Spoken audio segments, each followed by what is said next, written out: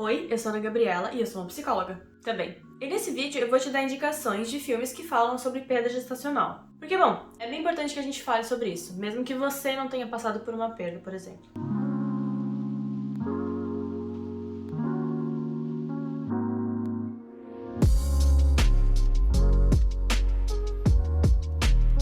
Antes de mais nada, se você é novo ou nova por aqui, não esquece de se inscrever no meu canal, me segue lá no Instagram e ativa o sininho para receber a notificação toda vez que eu postar um vídeo novo, que no caso é toda quinta-feira às 6 horas da tarde. Perda gestacional é um assunto bastante delicado, porque além de ser sobre perda e morte, e consequentemente o luto de uma mãe e de um pai, ou toda a família envolvida nesse processo, é falar da perda de um filho que não nasceu, ou que não teve um tempo extenso de vida fora do útero. De certa forma, já é esperado que nós iremos passar por algumas perdas ao longo da vida, e que em algum momento a nossa também vai ter um fim. A perda gestacional é algo que pode acontecer com qualquer pessoa que engravida. Porém, essa é uma situação muito delicada, justamente pela inversão de expectativa, de ver onde se esperava a vida encontrar a morte. Muitas vezes, pelo menos em grande parte dos relatos, a perda de um bebê não é respeitada ou validada pelas pessoas ao redor. E muitas vezes nem mesmo tem um espaço e um tempo reservado para que a pessoa sofra a sua perda, a perda de seu filho. Muito menos para que a pessoa elabore esse luto.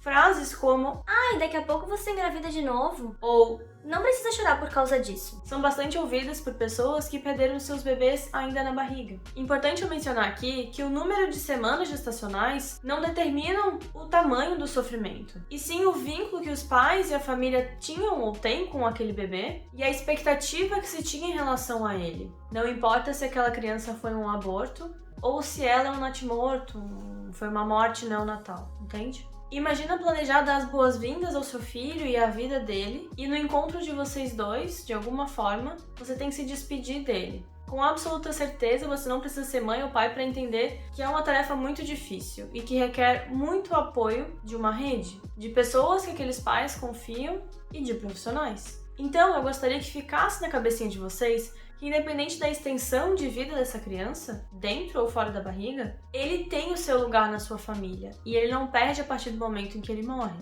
Existiu um vínculo com essa criança, planos, os quais foram frustrados quando ela morreu. E quando a gente, como rede, não proporciona para o outro um espaço de acolhimento e de possibilitar a elaboração daquele luto, para que seja possível compreender a sua perda, isso pode afetar, assim, drasticamente nas relações familiares que já existem. E talvez na relação com esse possível filho que virá depois da perda. E, aliás, um filho não vem para substituir o outro. Cada filho é único e tem o seu lugar. Ou seja, uma nova criança não vai acabar com a dor do luto da perda da outra. O ideal, antes de ter um novo filho, é elaborar primeiro o seu luto, tomar o seu tempo para que aí sim você possa abrir espaço para uma nova criança na sua vida. Inclusive, fazer um ritual de despedida para essa criança que morreu é muito importante e auxilia muito na elaboração desse luto. Traz um significado para aquela criança. E ao mesmo tempo evita que esse luto se torne patológico.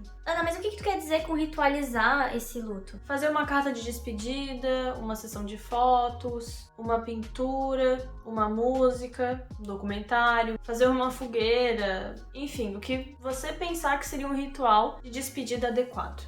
E bom, como costuma ser muito positivo a gente ver as experiências de outras pessoas e aprender com essas experiências, eu vou deixar aqui 3 filmes de gêneros bem diferentes que falam sobre perda gestacional ou infantil ou que pelo menos tocam no assunto. O primeiro título é Pieces of a Woman, Pedaços de uma Mulher. É um filme que conta a história de um casal, a Martha e o Sean, que estavam levando uma gravidez aparentemente saudável. E, em determinado momento, eles decidem fazer um parto em casa. No dia em que eles entram em trabalho de parto, a parteira a qual eles tinham contratado estava em função de outro parto. Então ela envia uma pessoa de confiança para acompanhá-los. O parto acontece e vai evoluindo, em determinado momento tem uma complicação, mas ela é aparentemente contornada. Mas, em determinado momento, a parteira percebe que a criança não está respirando. O serviço de emergência é acionado, mas, infelizmente, é tarde demais. Nesse filme, de forma muito escancarada, mas ao mesmo tempo muito delicadamente, a gente vai acompanhando o desenvolvimento desse luto da mãe e do pai, e as diferenças de como esse casal queria superar essa morte. E, consequentemente, o quanto essas relações se modificaram em razão dessa perda, principalmente pelas diferenças em relação à vivência do luto. E a gente consegue ver o quantas vezes esse luto tenta ser minimizado ou esquecido pelas pessoas ao redor.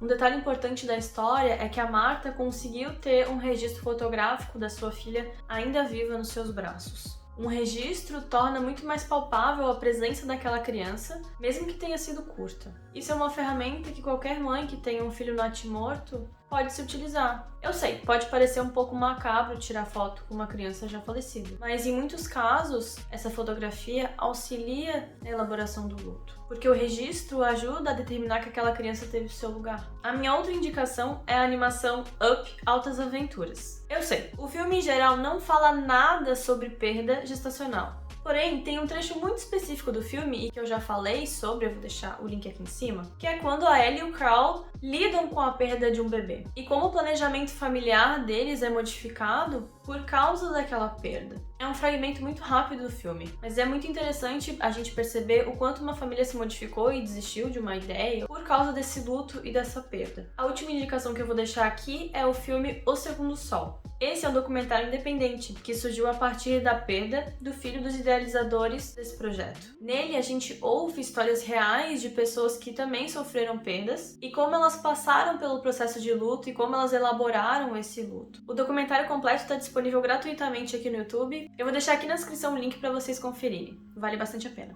Mesmo que você não tenha passado por uma perda, penso que seja muito válido você entrar em contato com essas histórias. É uma forma de exercitar a tua empatia e também de se preparar de alguma forma para se caso isso aconteça com as pessoas ao teu redor e que você gosta. Eu entendo que é muito difícil a gente falar sobre morte e luto, ainda mais morte num ambiente onde a gente esperava que a vida florescesse. Mas acho que tá na hora da gente parar de apagar essas histórias de pessoas que sofrem com isso. Tentei diversificar o máximo que eu consegui as obras, mas infelizmente eu não consegui pensar em muitos filmes que tratam sobre o assunto. Então, se você lembrar de algum outro título, deixa aqui nos comentários. Coloca aqui também o que você pensou sobre o assunto. Se você gostou do vídeo, não esquece de deixar o seu gostei. Compartilhe esse vídeo com outras pessoas, para outras pessoas também pensarem um pouco mais sobre perdas gestacionais. E no mais, eu acho que é isso. Um beijo e até a próxima.